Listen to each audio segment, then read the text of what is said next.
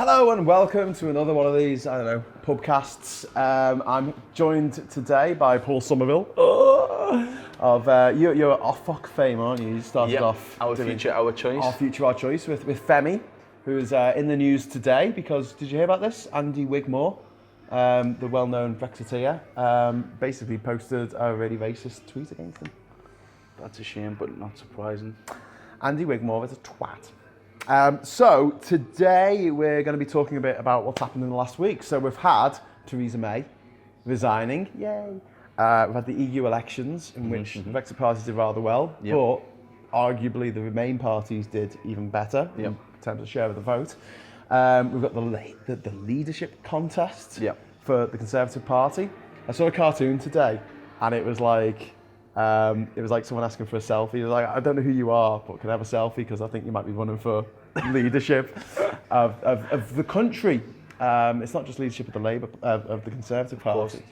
And today we've had a huge bombshell, which is that the Labour Party, which this week it was revealed is now under investigation, official investigation for anti-Semitism by the, what's it called, the Human Rights thing, the Human Rights Commission, is it? The only I'm not sure. Other political party that they've ever investigated in this way was the BNP. And today it's turned out LBC's just reported that they have a secret recording of someone high up in the NEC, Labour's NEC, basically making anti-Semitic slurs for the second time that this guy's done it. Because the other thing we've got to talk about is the fact that Alistair Campbell was... God, there's lots happened this week, hasn't it? It's been very eventful. Alistair Campbell has been kicked out of the Labour Party for saying 3 days after the polling closed that he voted for the Dems. Wow. May you live in interesting times. It's Chinese curse. It's Chinese curse. So let's start with the thing that happened first, which is Theresa May leaving. Where do you think that leaves Brexit? A precarious position, because I think we're at risk of getting an even bigger zealot in there.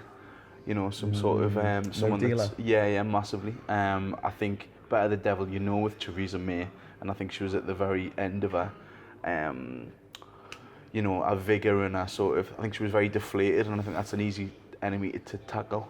You know, she was coming to the end of the tether, and I think someone coming at this point with fresh thunder and gust behind them might be a problem. Do you reckon no deal could ever get through Parliament, though? You've got Bercow, the Speaker, saying he'll never allow it through.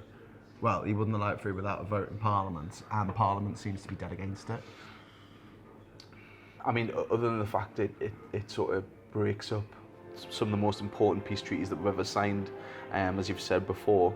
I don't know, I think all cards are on the table at the moment in terms of things that can happen. The amount of bribes that can be thrown about, knighthoods and all the shady dealings that was happening towards it. I mean, if we're talking about what John Bercow was ridiculed in the press for, i.e. her bringing this deal back ad infinitum, constantly, then, what do they say about monkeys and typewriters and Shakespeare's works? I think it's possible if this rolled on for many years, possibly, but short term, no. Hopefully we'll get a second referendum before then. But what's the referendum going to be on? We've had Labour this week. I posted something, someone tweeted me, which was brilliant. It said, so it's established now that on Mondays, Wednesdays and Fridays, Labour is pro-EU. And then on Tuesdays, Thursdays and Saturdays, it's pro-Brexit. And Sundays, they just go mad and say whatever they want on the Andrew Marr show.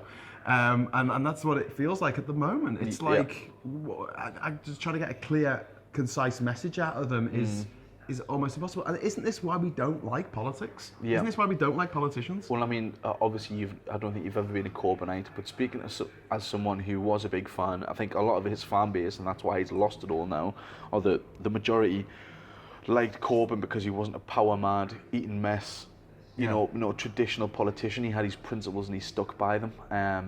But he did have a paid-for education.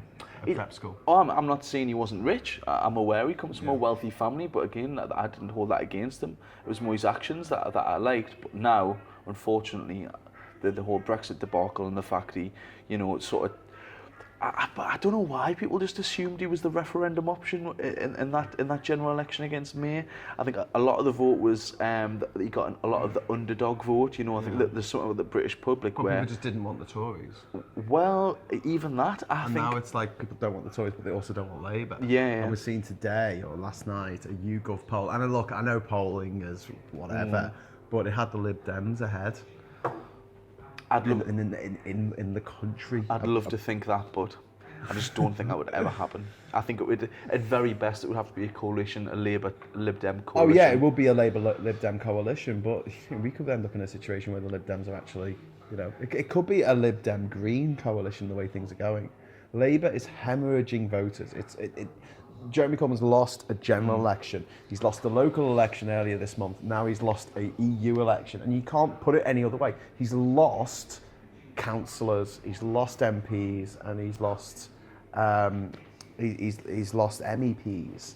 Like no other leader that would be allowed to get away with it. I just love how when he was at his height of popularity, it was non-stop votes of no confidence and leadership battles and people trying to oust him. And sort of Corbyn can't control his own party, and now it's like can you please under the thumb. There's no like leadership contest. I'm like, will the please just be like a mutiny? Can there be a leadership challenge? I mean, as far as I'm aware, it takes something like 20 MPs, Labour MPs, to say they want a new leader. I can't see it being far, but I think Tom Watson's playing a bit of a smarter game. You know, but I don't know. He's obviously just got a long-term plan. Otherwise, why hasn't he done it? I just find the whole situation absolutely heartbreaking. I was a Labour member for like 15 years, longer, and I feel like the core values, which were severely put to the test during the Iraq invasion, which was completely ridiculous. I mean, so some Saudis hijacked a plane, and they flew it into a building in America, So what are you going to do about it? Let's invade Iraq. But that's a different Afghanistan. Yeah. Well, Afghanistan did have a terrible government, and they did have the terrorist training camps there. So there was a connection. And if you're going to go, we can't invade Saudi Arabia because it's Saudi Arabia and we love them, as seemingly a lot of our politicians seem to think. Yeah. And also Trump, who's just vetoed, he's overruled Congress on selling a load of arms to Saudi Arabia, even after the brutal murder of the journalist in Turkey, harrowing that, and also the atrocities that have been committed by the Saudis in Yemen against the Houthi. Who sold them those weapons? The Americans, but we sell them weapons as well. Yeah, we're one of the biggest. We're one of the biggest arms manufacturers in the world. Which is the irony in that is. We don't have any ourselves. No. Like, obviously you mentioned the Iraq War. It's the same people who I was arguing with 10 and 15 years ago that we shouldn't be in Iraq and we shouldn't be in Afghanistan. And they were adamantly telling us that it was for the security of the UK and the WMDs and you know, these Muslims are like an evil like cult that we need to stop, blah blah blah. Are the same people now piping up whenever Tony Blair gets on the tally saying, war criminal, what's he doing, raising his head, you know? But rightly or wrongly. What's worrying me now is that the sabres are being well and truly rattled towards Iran. That's for no reason. I mean, really, Iran sort of kept to itself for quite a long time and not been directly responsible for any terrorist atrocity that I'm aware of in the last 20 years. I'm sure people in the comments will correct me. And I feel like they're just trying to find a new boogeyman in the Middle East.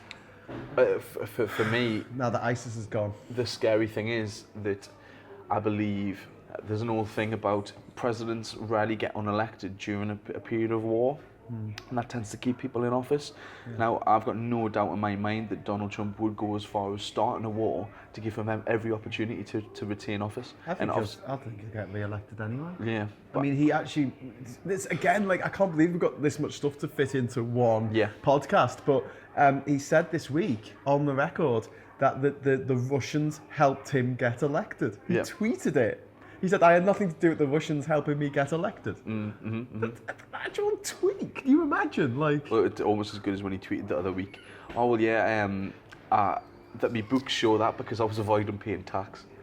It's like you just put that out in public. But You're the president. But the smart move that Farage and Trump and all these other populists make is that and Maduro and before him Chavez in what's his name, Hugo Chavez in Venezuela, they make things really simple, and people respond very well to that. Simple slogans. Simple slogans. Leave means leave. Take back control. WTO. Yeah, let's go WTO. Out. And then when you try and explain that going to WTO, I don't know, you saw the Rory Stewart interview with Joe yesterday. Did you see that? Which one? He did Rory Stewart is one of the many Tory leadership contenders, or Prime Minister contenders.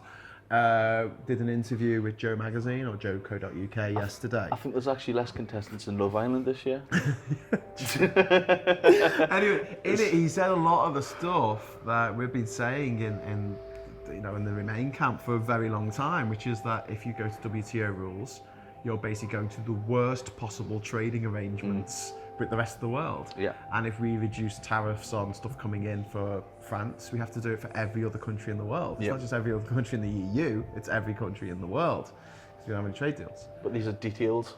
And that absolutely snookers our agricultural industry. It destroys our car manufacturing, all industry across the board. And the scary thing is, when I keep putting this out about the WTO tariffs that all the countries are going to impose on us, because if they don't, they'll have to do it across the board. Yeah, they'll have to give free tariffs to everybody else. And they don't want to do that because they need to protect their own industries and their own agriculture. The WTO max tariffs, and I'll say this again, on cars, they're about 9.8%. On lamb, they're between 40 and 45%. On frozen beef carcasses, they're 160%. 160. Do you know what they are on services? That doesn't cover services. Unlimited. So Trump wants to put a 500% tariff on our services. He can. As part of his trade war thing that he's doing. He's just brought in a thing now for 5% tariffs on everything coming from Mexico, which he wants to ratchet up to 25%.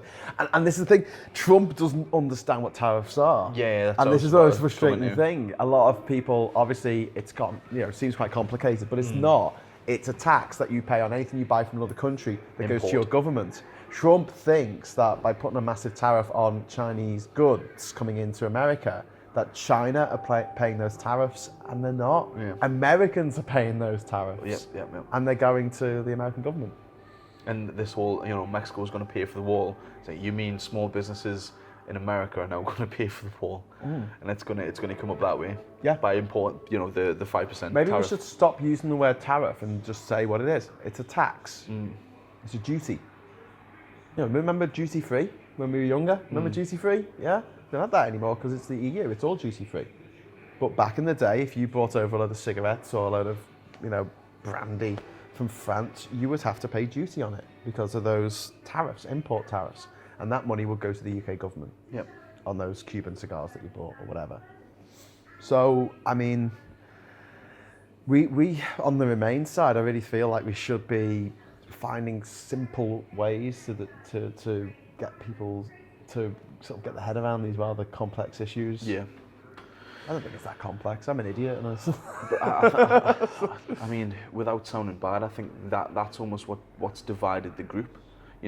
That's what divided the two sides. There's one side wants to talk about the details and the tariffs involved in WTO and is the EU democratic? Is it proportional representation? Is it? And then there's another side just wants a placard with 3 words on that it's easily repeatable. Yeah. And I know that's a gross sort of sweeping statement, but that seems to be what it boils down to. I've seen people outside of Westminster, just and the whole in the WTO signs and just giving detail, and you can just see. When are the WTO elections? Well, exactly. Oh, never. People criticising this form of it's not a form of government, but people criticising the EU, saying that it's undemocratic. We need to get out. It's like, when's the House of Lords elections?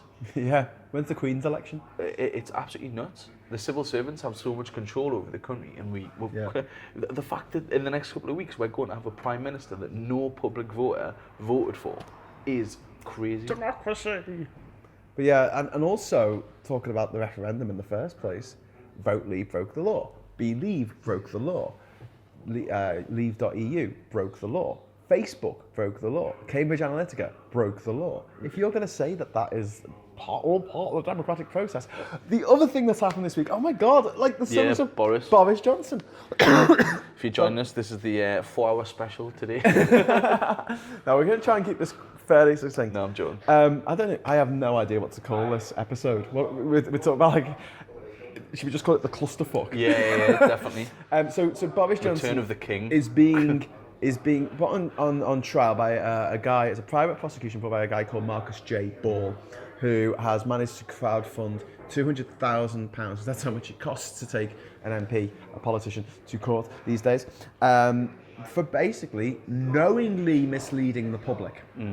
And you've got people like Rees Mogg saying, "Oh, the judiciary should have no say in what goes on, what politicians do." And it's like, no. Surely they should be like the most accountable. Well, yeah, exactly. But what they're saying there is that if you lie or cheat as a politician, you get off the hook by virtue of being an MP, by being a public figure. I'm sorry, but that doesn't stand for the rest of us. Now, if you ran a private company and you told all your shareholders that you had this really big deal in the works with China and you had all this money coming in and it was all going to go to the shareholders and the shareholders bought more shares as a result and it wasn't true, you'd be put in jail. Of course. That's it. Of course you'd be put in jail because you... So how can you lead a country off a cliff edge on a false premise and have no repercussions? Like, how can it even sleep at night? It's insane. I mean, the fact that it was referred to the police and the police went, it's political sensitivities. Yeah. Surely that's a bias in itself. Yeah. But the argument that some people, even Remainers, have made is that if you want to punish these MPs, that we can punish them at the ballot box by not voting for them. But then this is one of the downfalls of democracy because you've got this sort of vicious circle. A politician tells lies, gets elected on the back of those lies, comes back around, he tells more lies, gets elected on, and it just keeps going round and round. There's no point where people go, oh, and we have this really annoying habit as humans, I guess, of going, yeah, but you're told something's bad, this bad thing's happened, and then people just throw it away by going, oh yeah, but all politicians lie. Yeah. And you're like, well, I don't remember them lying on the side of a bus that led the entire country to vote for something that has already cost us over £1 trillion in assets that have left the UK. That's not over twice as much as all the real estate in London. So really? Imagine buying London. Well, it's a million. So, there's 1 million homes in London. They're not all worth $1 million each. Think about it. It's like, it's a ridiculous sum of money. I think one of the biggest lines of distinction that need to be drawn as well is the Remainers never promised anything if we won, and there's a big difference there. If the people from the EU had have said, listen, if we win, if you stay in the EU, that 350 million you no longer have to pay. And then the following morning they went, yeah, probably shouldn't have said that. I knew it was a mistake at the time. I did advise them, but it won't be happening. There would be uproar. Imagine what Farage would make of that. Exactly. If he had lost 52-48. Yeah, and then the EU turned around the next day and went, we said we were going to stop freedom of movement. Well, we're not. Yeah, exactly. But rightly so. But it's your fault for believing us. Yeah, but at that point, victim blaming. I would have been swayed. I would have myself went, well, no, we voted for that. We want that. Yeah. But yet, from their point of view, it's double. Like the worse it gets, the more they double down on their viewpoint, and that's what baffles me. Well, that's the human condition. That's happened a lot of times before. There's a great example of this religion. I think it was called the Millerite religion. And if you look at Great Disappointment, you probably get a picture of Trump. But you put Great Disappointment into Google. Have a look it up on Wikipedia, and it was this thing where this cult decided that the world was going to end in the middle of the 1850s or something, and it didn't end. Did it not? No, the world didn't end, but it made the followers more fervent in their beliefs. Right. Okay. Because they were told that They poo-pooed it away by saying, oh, well, it didn't happen because you didn't believe enough. So they believed even more, and it's very similar. That sounds very, very similar. It's quite interesting the way on the other side, called the other side, Yeah. they have got some very clever psychologists working for them. 100%. Guarantee it. That's... Check out the Brexit logo, little arrow going to where to tick the box. You go to a polling station and it has arrows to where you go in. It's the same arrow. Very clever subliminal advertising. No, that is really clever. They've got Darren Brown working for them. Darren, when did you turn to the dark side? Just want to go a little bit back there, just to like lies and truth and stuff. Have you watched Chernobyl yet? No, I want to. It looks boss. So there's a great line. Why should you never go to Ukraine in Y fronts? Because Chernobyl fallout. Oh God, I'm sorry guys. Yeah, there's a great line on the opening scene, and it says it's about lies and misinformation. He says the worst thing about like a climate of, I'm paraphrasing here and absolutely mangling it in the process, but basically the problem with there being like an atmosphere of misinformation is that not that you believe the lies, but you no longer recognize the truth.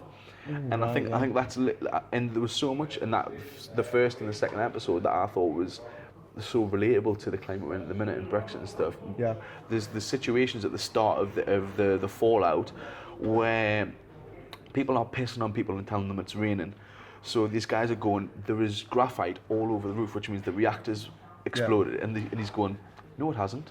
And this guy's like covered in burns. And he's going, no, it has. He's like, why would you lie? And it's like that. It's like, oh, wow. you know, so like, there's trillions left London. Nissan saying, we trillion, are... not okay, trillion. yeah, so... We're not there yet. Nissan are leaving. Honda are going, this is nuts, we're off. Sheffield... Panasonic, and they're going... Sony, and British Steel's gone. They're all... into administration. Barclays would have been enough for me. Barclays has moved £160 billion to Dublin. Barclays is now the biggest bank in Ireland. It's bigger than the Bank of Ireland. And they were British assets that we could tax. And the financial sector and the banking sector in the UK pays about 64 billion a year in tax. Okay?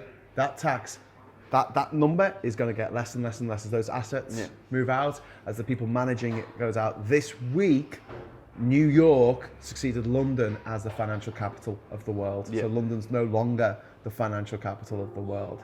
And this is going to have a huge effect. And another thing we need to talk about is what's in the newspapers today, hilariously in the Mail and the Express, about the fact that 500,000 people have had to change their GP because the doctors have gone.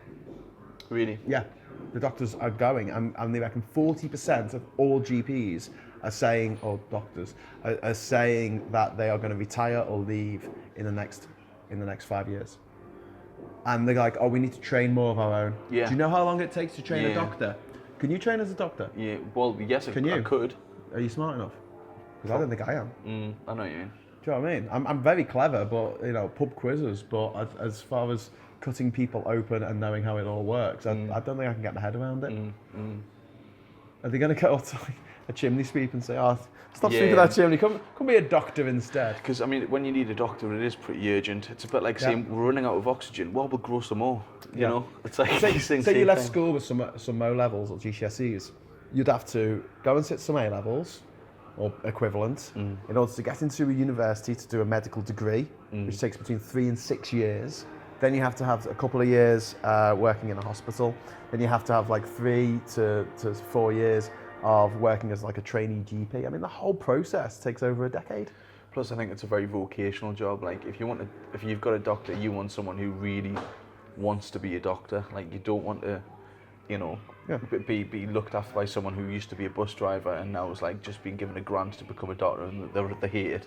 But the Express's takeaway on this today, on their front page, is like, we need to train more doctors. And I'm like, there are hundreds of thousands of doctors who weren't born on this rock. Yeah. They can come here and be a doctor. It's okay. But no, it's more important that you're born on this rock. Yeah. Even though you might be an idiot and you might be a lunatic, you might be a psychopath. You know, you can say what you like about Howard Shipman, but at least he was one of ours. Aye. The worst serial killer in history. It's Hashtag reasons to be proud. But again, it's just about making it a climate that people want to come to. You know, I've got a good friend who's a doctor in. You got a good friend? Yeah. Oh, I'm jealous. Just the one. No, he's a doctor in Durham Hospital. And even he is just like, I'm going. I say I'm doing trauma, accident and like trauma for A&E. Is he British? Yeah, but Scouser actually. Scouser. I was going to have him on the exactly. I was going to have him on the show last time. Yeah. And he's gone to Australia. Obviously, he's got the Can we qualifications. get him to come and talk to us in the pub before he goes? Yeah, possibly. Okay, possibly. Cool. Because we need to do that. We need to talk to someone who's like, I'm moving to Australia because I just can't hack this anymore. The NHS has been severely underfunded for years. The government go, we're putting more money into the NHS than ever before. Of course you are. That's inflation. That's like saying the Beano costs more than it used to. Yes, that's inflation. It's not what you need to be doing to make sure that we keep the level of care that we come to expect from our healthcare system. I watched a video with Noam Chomsky. Yeah. Great guy. And he said, and it was referring to American things, but throughout time, if a department or a policy, if the government want to get rid of it, what they'll do is they'll underfund it, and then it dies a death of its own. Yeah. And I was like, he's literally describing what the Tories have done to NHS over the past like 10 years, you know. But it's two-pronged attack. It's underfunding it and telling foreign doctors and nurses that they're not welcome here, and creating this toxic environment, the hostile environment, which was the brainchild of Theresa May. And you know, when she was crying when she left, I the first time I watched it, I just didn't feel anything. The second time I watched it, I laughed because she was crying for herself. She doesn't give a shit about anybody or anything. Was she crying for the Windrush generation who like were deported, like sent back to Jamaica with no family, no friends, nowhere to live, no job, no money? Thanks for that, Theresa. The Grenfell tragedy, where she wouldn't even go and meet the survivors. You know, say what you like about Jeremy Corbyn, and I often do, at least he went there, at least he said, I care, at least he had that in him. I do slag off Corbyn a lot, but, you know, credit where credit's due. I mean, for me, I think the Grenfell will go down as, I think it's quite easy to see like the symbolism between like a 9/11 of a moment that really captures not pop culture, but you know, a moment in time and at least political time. I think the Grenfell will really represent this era of Brexit and austerity and sort of the Tory government. Cutting corners. What happens when you cut corners and get rid of regulations? Yeah, if shortcuts were the shortcuts, there'd be the route. Well, yeah. I mean, the regulations on food in America are disgraceful, and they have cases of food poisoning up the kazooie, whereas we don't seem to have hardly any at all. They have a minimum standard for rat hairs in food. Do you know what our standard? Do you know what our minimum is? Our maximum, sorry, it's 0.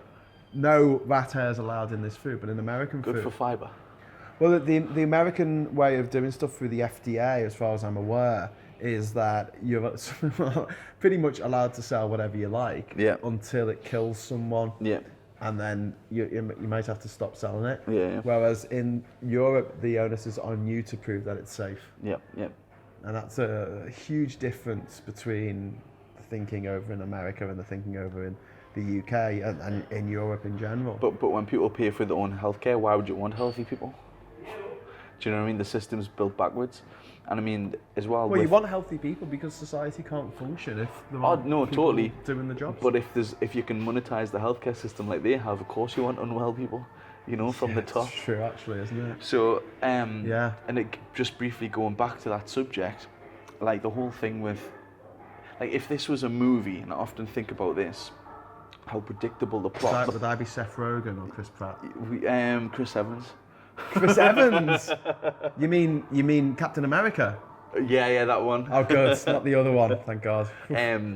So if this was a film, you'd walk out for it being so predictable, right? So we've got Nigel Farage is pushing an insurance-based healthcare system, and he's funded by Aaron Banks, who owns an insurance company. It's his literal business, right? Then you've got Jacob Rees-Mogg, who runs like investment firms and hedge funds. He's telling you, you put all your money here while he's moving everything offshore to another company. Like you would. Oh, I'm walk laughing. I'm you crying. Would, you would walk out of that film and going, "This is ridiculous. Like, how can they not see that coming?" But yeah, people like I've got uncles that are like as working class as they come, and they're going, Jacob Rees-Mogg, he just looks like a leader to me. It's like, he looks like a Victorian comic book villain. Like, what are you talking about? I could not draw a more suspicious, like, you know, the guy that used to tie people to railway tracks with mustaches and films, in black and white films. That's what he looks like. He does. How can you look at him and go, oh, he's got my best interest at heart? Yeah, this man is a man of the people. But don't you think, like, in a way that I know he killed that servant with a fire poker once. Beat him to death with a fire. Exactly. But no, he only killed his own staff. But for legal reasons, I do want to say that was a joke. I do want to say as well that I have to give credit, as much as I dislike the bloke, to Nigel Farage, because he knows how to run a campaign. He knows how to lead, and we seem to have a plethora of people in. Sorry, I'm spitting everywhere there. A plethora of people in Parliament, with some alliteration, who aren't leaders. And I think Jeremy Corbyn is one of them. He's not a leader. He's an eternal backbencher who likes to gripe about whatever the leaders are doing, but he's not a leader. For me, right man, wrong time. Like, this is the one issue I know I'm going to clash with him on, and unfortunately it just came at the time when it's been a total open goal for Labour for the past 2 years. Oh, come on, Paul. He's playing a clever game. He's not like... My favourite line of Michel Barnier was when someone said, "Is the ball in your court?" And he turned around and he said, "This is not a game." And I thought, wow, yeah, that's a serious politician. Everyone else is treating it. I went to Parliament last year. I went to the House of Commons and watched a bit of it. And they just act like it's it's like a sixth form common room. Yeah, 100%. Like jeering at each other. I don't agree. And again, that's one of the things. Corbyn, when he went in, he didn't want to participate in this sort of circus. But there's not participating in that sort of circus, but also there's the fact that you do need to talk to the media. And when the leader of the Labour Party won't talk to the Mail or the Sun, fair enough. But he won't talk to Channel 4 News. That bothers me. Yeah, that bothers me. Because Channel 4 News are left-wing. They're one of the best, really. Well, best for being left-wing, yeah. Of course we're going to say that, because they're on our side. No, I think they give, they'll say things that are BBC. True and balanced, which is being left-wing these days. Yeah, exactly. I think it's like, bullshit on one side. Sorry, I'll use this hand. This is the right, this is bullshit, and then this is the left, it's facts. So if you present facts or you challenge MPs, and Channel 4's done that really well, but I want to see more of that. Did you see the one with, did you see John Redwood getting interviewed by Christian Guru Murphy, where he just pulled him out on a lie and he just wouldn't let it go? Which one was it? What lie? It was, I forgot what lie it was, but basically he told a lie and Christian Guru Murphy would not let it go. Good. He was like, you just lied. Good. And if I was in charge of a news organisation, 80% of our media is owned by 5 billionaires, by the way. I would make sure that if any politician, in fact anyone, came on my show and lied, I would shut down the interview. I would stop them there and say, stop, you just told a lie on national TV. You come on my show, you lie, you can fuck off. Or like James O'Brien said, a lot of them are too concerned about access.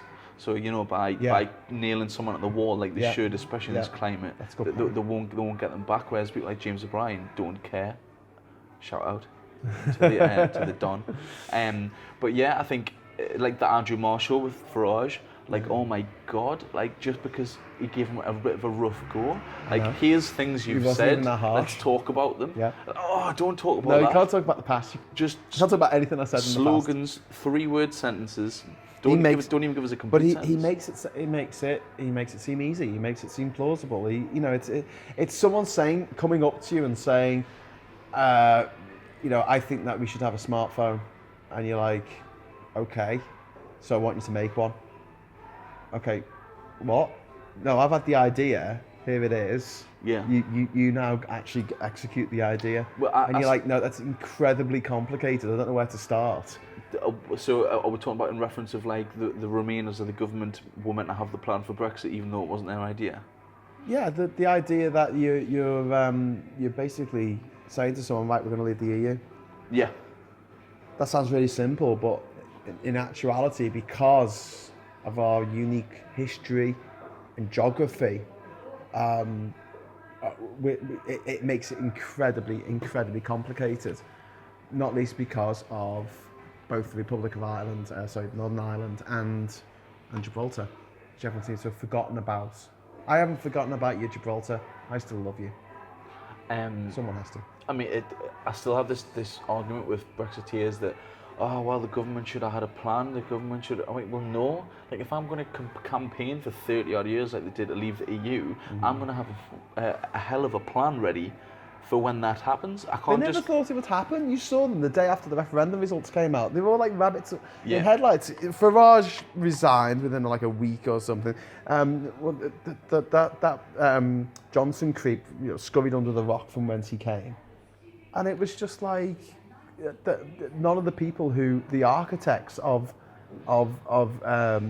Brexit were prepared to actually see it through. Well, again... And Theresa May put David Davis in charge of negotiations. He couldn't do it. He was a Brexiteer.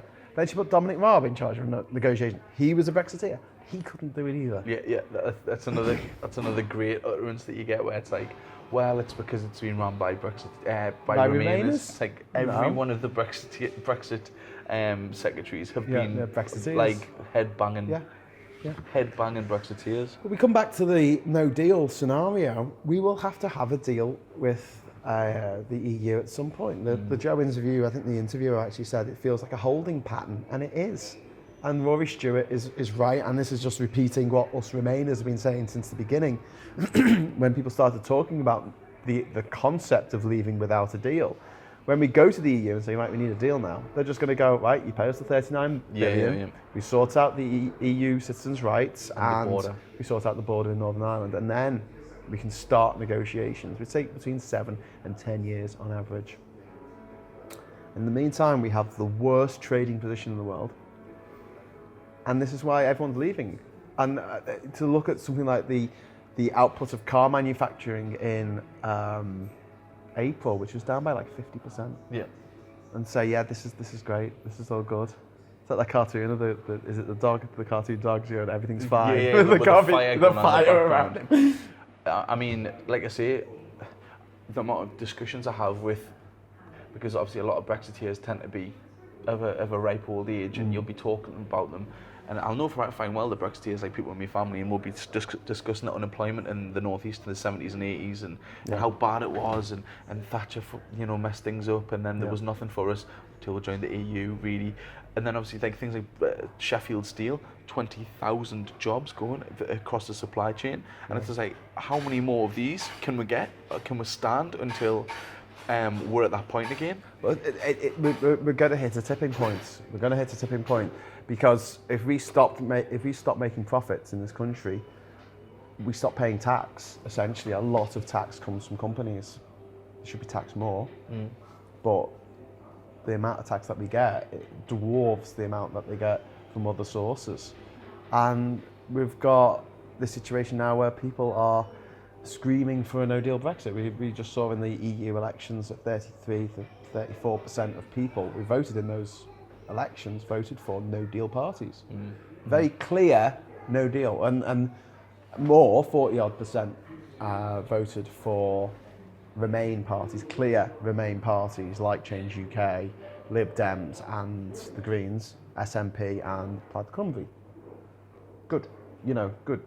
And then you had Labour and Conservatives who were just looking like absolute idiots because neither of them can come to any firm conclusion about what they want.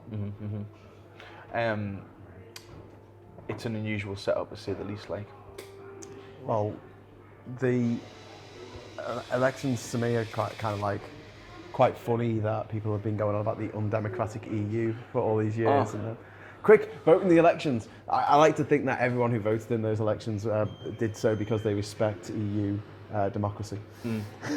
Well, respect it as a democratic institution. It was really painful to see how quickly, like, if your first reaction when he announced the Brexit Party and to vote for me, if your first reaction wasn't, hold on, I thought you said this was undemocratic and these are unelected bureaucrats. If that wasn't your first gut response, then you're what's wrong with the country. Do you know what I mean? It's like trying to persuade people that dinosaurs never existed and build like a huge sign saying dinosaurs don't exist, but building out of actual T-Rex bones. Like quite literally. Like Yeah. It's magnificent, isn't it? What a magnificent sign you've made out of T-Rex bones. From animals that didn't exist. Yeah, exactly. Like, how can it?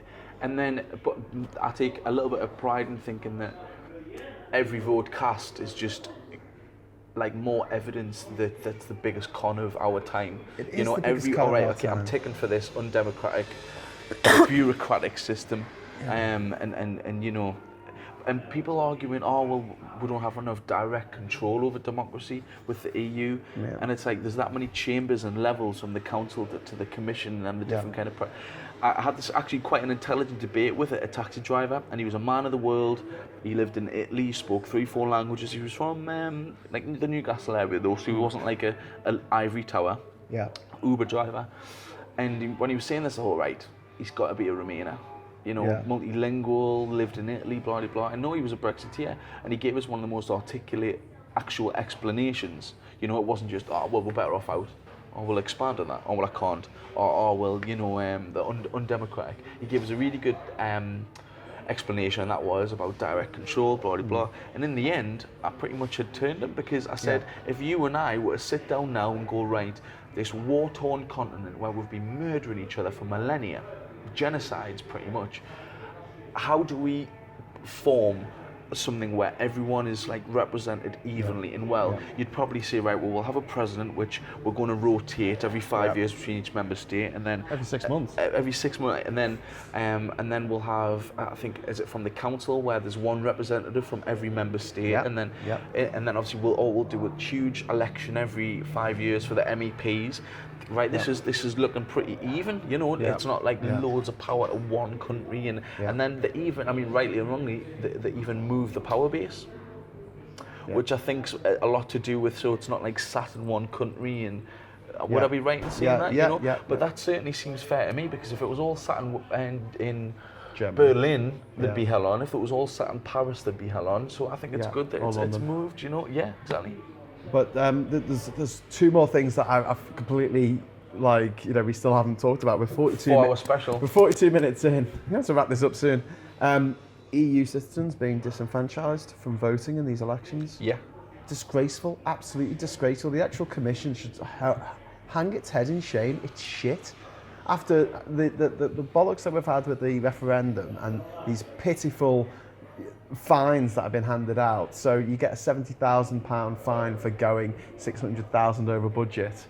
That's what? Hey, hang on. Yeah. If you cause £600,000 worth of damage to a building, say, and you were fined a fraction of the amount of the damage that you caused, does that make any sense? Does that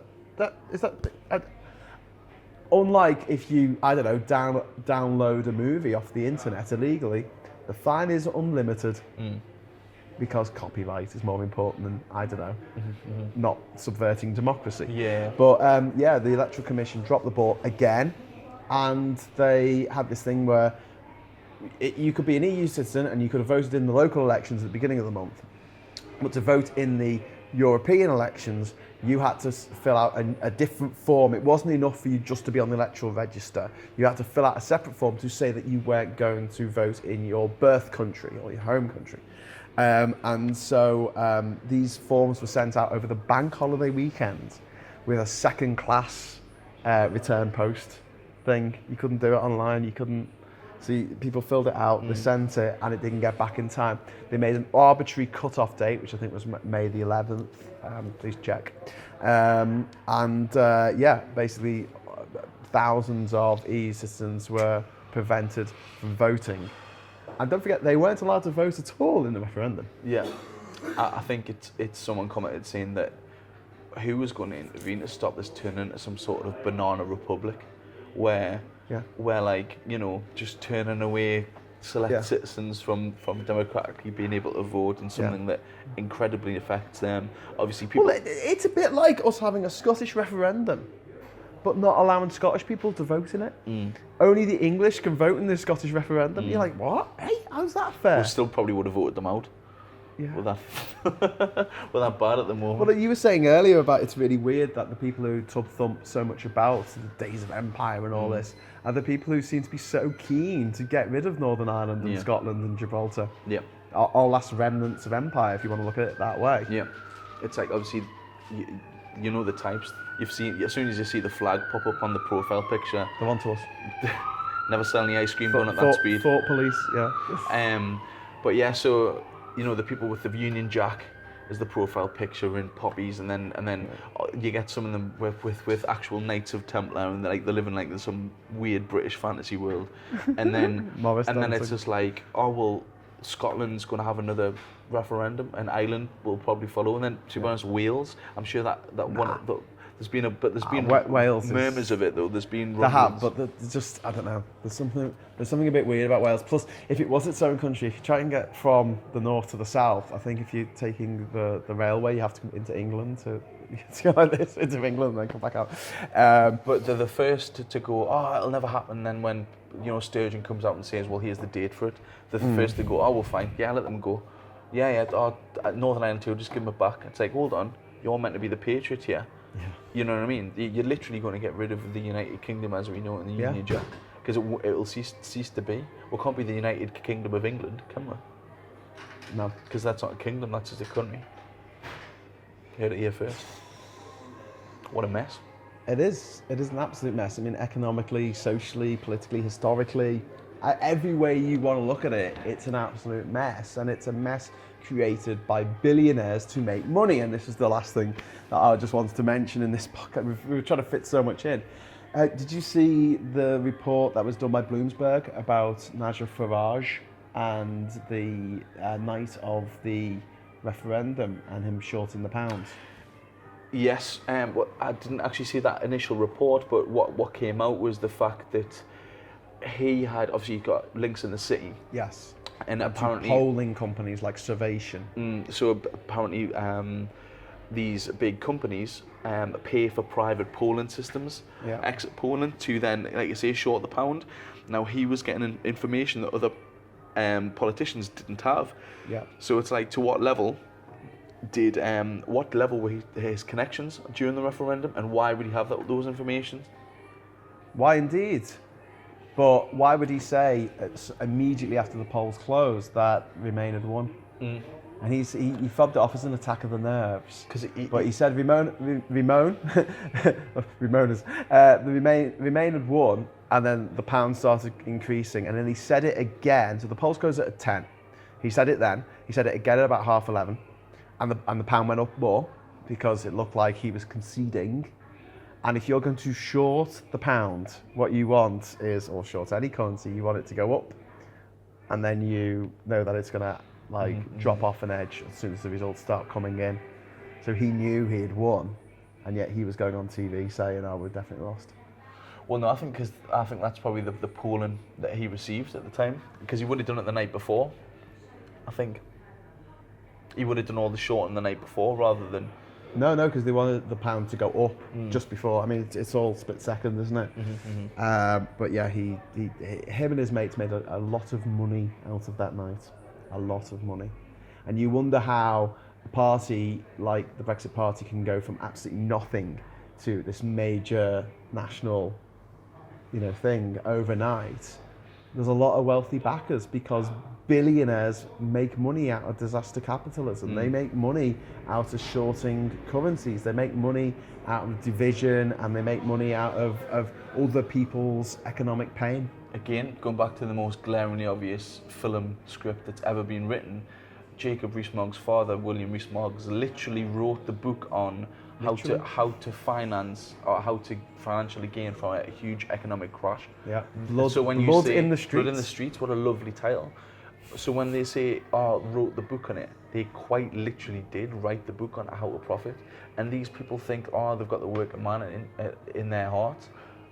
But it's the biggest con of the Hatton bank robbers have nothing on these lads at all. It's robbing from the poor and giving to themselves, who are already disgustingly rich. But yeah, there's not enough time in this podcast to cover everything that I'd really like to cover. So if we could possibly meet up again soon and just have a chat about stuff, because I just like chewing the fat over all this, because it blows my mind. But what can Remain do? What can our side do? We're underfunded. We fight amongst ourselves like bloody ferrets in a sack. We don't seem to have a leader who has one way of doing stuff. Everyone, we have people who are fantastic, who make these great videos like Femi and Madeleine Kay and people like that. But there doesn't seem to be any joined up thinking in the way that Remain defend the EU against all this onslaught. Yep, I think there was a massive open goal for the EU elections. I think there needs to be a by name Remain party, because if it goes to a general election, I think we're in if we don't leave the EU, I think there could be a lot of trouble with the Brexit party. What about the idea of having the Lib Dems, the Greens, and Change UK team up along with SNP and Plaid Cymru, and saying we will not run as candidates against each other, and sitting down and working out each constituency where the Lib Dems are most likely to win or the Greens are most likely to win. So Bristol, the Greens are most likely to win. Sheffield probably. And then just run a giant coalition between all parties. Yeah, those possibly three parties. But they're very closely aligned in their beliefs and their ethos. But admittedly, I think the Remain party obviously use the infrastructure that all parties have got, all those four parties, and we've gotten out the worst of it because of the EU elections, and with it being a bit more proportional, the fact that we've got more Remain MEPs than there are Leave, that's a massive. We've got through the worst part, and a bigger share of the vote. Exactly. For the very pro Remain parties, much bigger percentage than the Leave parties, and then you just got Labour and Conservatives, and who knows what they stand for, really.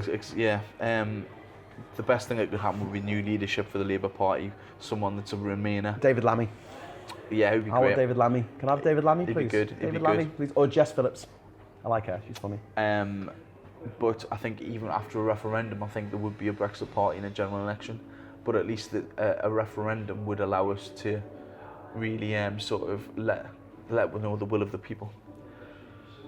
But I think if we are going to have a second referendum, it has to be legal. Third referendum. It has to be legally binding, and people can't be allowed to cheat this time. Yeah. And it can't just be a fine 2 years later. Say, oh yeah, you shouldn't have done that, because that's not what happens in athletics. That's not what happens in football. If your team cheated its way to the World Cup, they wouldn't let you keep the World Cup. They'd be like, no, we're stripping you of that title because you cheated. This is why. But do you think, in a way, like the fact that for some reason people just go, oh, well, politics, it's all dirty, it's all broken, it's all lies, and therefore anything's acceptable? Do you not think that, we should be aspiring a little bit higher? Yeah, definitely. Holding these people to account. 100%. Coming back to Marcus J. Bull's lawsuit against Johnson, who is just one of the creepiest men in politics. I've been following that for quite a while. Just when it was just a little page, but I felt great on him, and completely surprised that this hadn't happened already. As a member of the public, if you're applying for things and you lie, you can get in a lot of trouble. But then again, this is something that the leader of the opposition should be calling for, a proper public inquiry into the Brexit referendum fiasco. It's completely in Corbyn's hands now. This whole thing could be over tomorrow if it was not for Corbyn, because he alone can call for a referendum if I'm right. Yeah. It's crazy, especially knowing that I can campaign for him quite heavily. I'm sorry. I know. I didn't. I stood against him as an independent. I got like 300 votes. Yeah, you got me. One from your mum. Well, yeah. I mean, it is interesting times to say the least. What I would be interested in, if you don't mind us asking, you guys in the comment box, what has been the most interesting or shocking story of the past fortnight, Yeah. and why? Yeah, what shocked you? What shocked you the most? We're talking Trump, Brexit, the EU elections, just all of it, because there's so much to process. It just never ends, does it? No, it's insane. I'd quite like it to. What are we going to do when it's all over? We're going to fight to save the planet because the climate is in crisis right now. We're pissing about talking about Brexit when we've got much, much bigger fish to fry. I mean, at least because the oceans are boiling. Yeah, I mean, that won't be not quite as funny, that one, because at least we can have a laugh at certain situations like Boris and Trump. Like, at least we haven't got like an unfunny dictator like Stalin. Like, very little humour in the Stalin sort of setup. We were watching the Brian Cox's The Planet this week out on BBC Two with my partner's daughter who's 8, and she said like we were watching the thing about Venus and how it got this runaway greenhouse effect, and so basically all of the oceans evaporated and became these thick clouds of sulfuric acid. And she was like, is that what's going to happen to our planet? And I'm like, yeah, if we don't do something about it. Even again, watching the whole Chernobyl thing, and you realise that basically once you go a couple of 100 miles above our atmosphere, that this universe is basically built to destroy us and rip us apart, like radiation. Like, we don't realise it's death in all directions for a good few light years. Exactly, and like people don't realise that we're in like a protected rock pool in this violent ocean that is literally like death. Dead things. People say that. Humans aren't nature, and they need to get one with nature. But I think in many ways that humans are creative and destructive in equal measure, and I found that the universe is quite like that with raging planets of lava and burning stars. And I think that more so that humans are more the personification of nature, equally creative and destructive. But we need to look after this planet because it's so unique in sheltering us and allowing us to progress. And it's fragile. It's a fragile ecosystem. I know it seems very big, but it's not that big. I've been to every country in the world. Don't know if he's mentioned it.